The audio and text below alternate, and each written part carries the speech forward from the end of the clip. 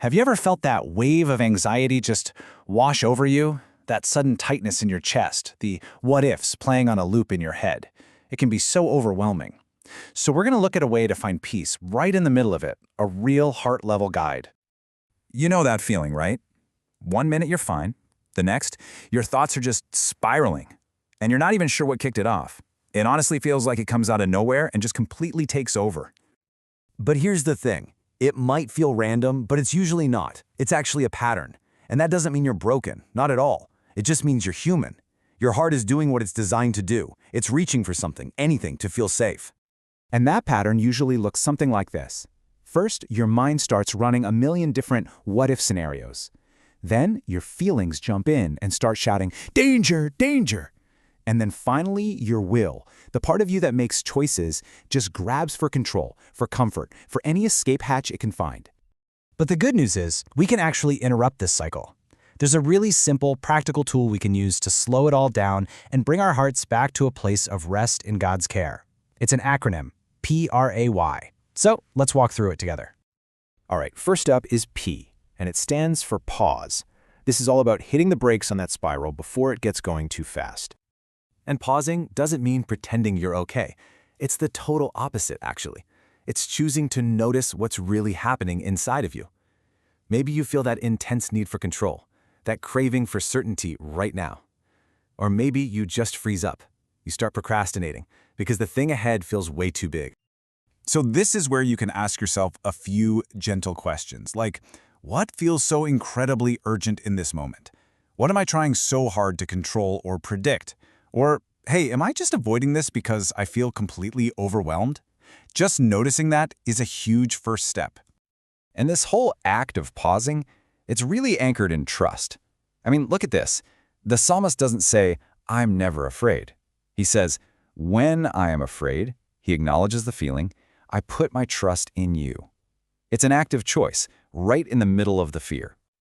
Okay, next up is R, for remember. This is where we ground ourselves in what's actually true, not just what feels true when we're anxious. You know, anxiety has such a loud voice, doesn't it? It makes our feelings sound like absolute facts. It whispers things like, if I mess this up, I'm totally done. Whether that's a test, a relationship, a game, it feels like our entire worth is on the line. But God's truth is so different.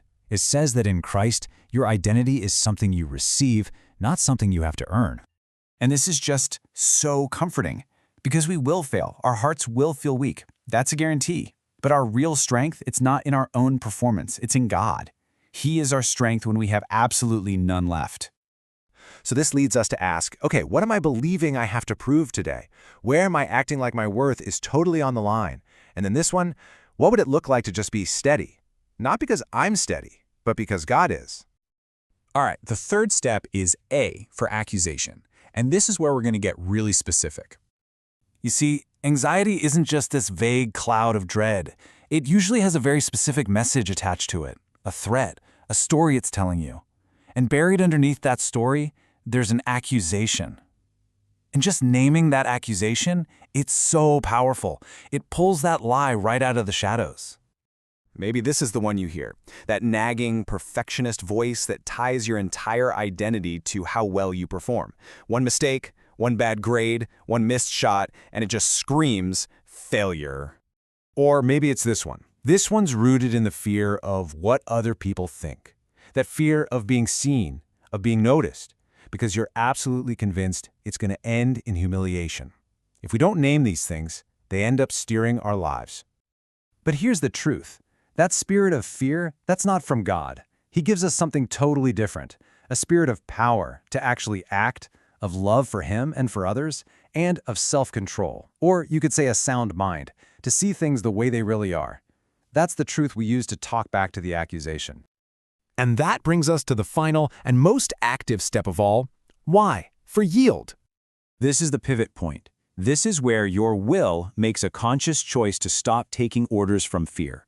Now, you might still feel afraid, and that is perfectly okay, but you're choosing worship instead. You stop running to those little comfort habits, the avoidance, the endless scrolling, and you turn toward God.